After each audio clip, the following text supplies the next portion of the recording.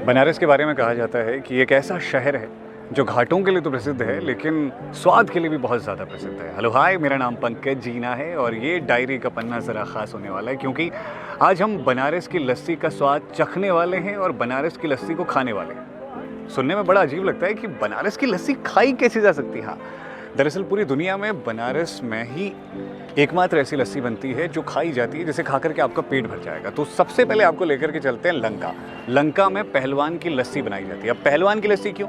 क्योंकि कहा जाता है कि इसे बनाने वाले लोग जो थे वो एक वक्त पे पहलवान जैसे हुआ करते थे, इसीलिए इसे पहलवान की लस्सी कहते हैं। तो चलिए लंका पहुँचते हैं और वहाँ लस्सी का स्वाद लेते हैं।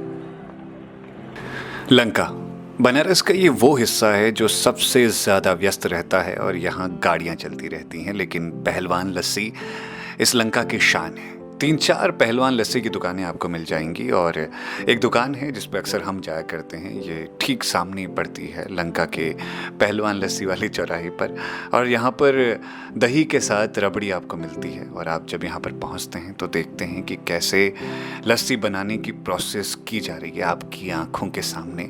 हालांकि आसपास भीड़ बहुत ज़्यादा मिलेगी आपको क्योंकि सभी लोग अपनी फुर्सतों के पल में थोड़ी सी ठंडक लेने के लिए यहाँ पर पहुँचते हैं, पर आप यहाँ पर आएंगे तो आप इसके स्वाद को भूल नहीं पाएंगे। और हम भी ऐसे ही भीड़ में शामिल हो गए थे अपना इंतज़ार करते हुए।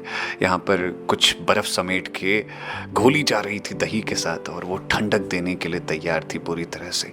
हमने जब कैमरे में कैद किया भाई साहब को यहाँ पर तो थोड़ा मुस्कुरा रहे थे हल्का हल्का, लेकिन अपने काम में व्यस्त ज़्यादा थे तो हमारे कैमरे की तरफ ज़्यादा ध्यान न देकर ग्राहकों को लस्सियाँ देने की तरफ उनका ध्यान था और हम कैमरे पे बटोरते जा रहे थे पहलवान लस्सी की खूबसूरत यादों को। कहते हैं कि एक ज़माने में यहाँ लस्सी देने वाले लोग पहलवान के आकार के होते थे, इसलिए इस दुकान का नाम पहलवान लस्सी के नाम से फेमस हो गया और पूरा लंका यहाँ पर पहलवान लस्सी का स्वाद लेने के लिए आ जाता है। जब हमारी बारी आई तो हमने भी इस लस्सी का स्वाद चखा और लस्सी का स्वाद क्या चखा, समझिए कि परमानंद की अनुभूति हो गई। आसपास काफ़ी भीड़ भाड़ थी, एक छोटा सा बच्चा मुस्कुरा के देख रहा था और हमने चुपचाप उसे कैमरे में कैद कर लिया कि हम उसे बटोर कर ले जाएंगे अपने कैमरे की यादों में। उसके बाद यहाँ से सफ़रनामा हमारा चला सीधे रामनगर की ओर। रामनगर में इंतज़ार कर रही थी एक और लस्सी जहाँ हमें जाना था, तो ऑटो पकड़ा और ऑटो के साथ चल दिए हम रामनगर की ओर को। रामनगर जो बेहद खूबसूरत है, बहुत शानदार है, आपका स्वागत करता है लस्सी की दुकान के साथ पे। अब हम यहाँ पहुँचे तो रामनगर के बारे में जानना, समझना, देखना तो बनता ही था ना। की लस्सी के बाद वक्त है कि आपको रामनगर की लस्सी खिलाई जाए। हाँ, खिलाई जाए, क्योंकि रामनगर की लस्सी इतनी हैवी कि आपने अगर खा लिया तो शाम को आपको कुछ खाने की ज़रूरत नहीं है। ये शाम का वक्त है, अभी हम रामनगर आए हुए हैं। रामनगर जो फेमस है अपने ये बेहतरीन पुल के लिए। कहते हैं कि कभी ये पुल नहीं था तो लोग पीपा पुल के ज़रिए इसे पार करते थे और जब बरसात आती थी उस वक्त पे एक नाव पे सारा का सारा सामान लेकर के यहाँ से उस पार जाते थे। लेकिन जब से पुल बना है तो सबसे बड़ी समस्या तो लोगों की ख़त्म हो गई। अब यहाँ की लस्सी के बारे में अगर जिक्र करूँ तो यहाँ की अगर आपने लस्सी ना पीना तो समझिए कि आपने ज़िंदगी में कुछ किया नहीं। माफ़ कीजिए लेकिन ये सच है।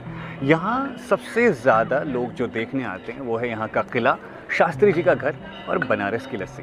तो चलिए रामनगर की इस लस्सी को खाते हैं। बनारस से बाहर जब आप घूमने जाते हैं तो रामनगर वो सबसे खूबसूरत हिस्सा है, बनारस का ही हिस्सा है लेकिन थोड़ा सा दूरी पर स्थित है।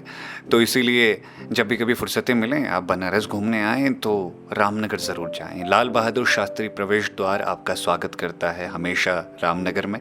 और आप यहाँ पर पहुँचते हैं तो पाते हैं लोगों को रोज़मर्रा के कामों में उलझे हुए, गाड़ियों के शोर के बीच में एक दुकान है जो लस्सी का स्वाद बहुत खूबसूरती से देती है। यहाँ खूबसूरत सा एक किला है जिसे देखने के लिए बाहर से लोग आते हैं और यहाँ के लोकल लोग भी यहाँ घूमने के लिए चले जाते हैं। बहुत ही खूबसूरत चीज़ें हैं अंदर, अगर आप चाहें तो कभी देख सकते हैं।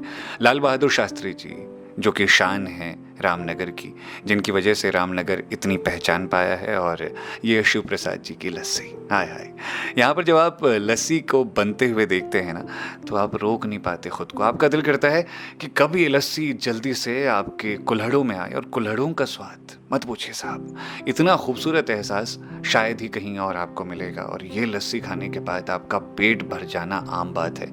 देखिए किस तरीके से कुल्हड़ों में सजी हुई है लस्सियाँ और हमारा मन बार बार जा रहा था उस लस्सी की तरफ। और लस्सी बाकी पूरी दुनिया में लस्सी पी जाती है, बनारस में लस्सी खाई जाती है। तो ये देखिए पूरा भरा हुआ है। अब हम इसे खाना शुरू कर रहे हैं। पेट भरा हुआ है ऑलरेडी और इसको खाने के बाद तो और ज़्यादा भर जाने वाला है। मुझे लगता है कि आज रात कुछ खाने की ज़रूरत नहीं पड़ेगी।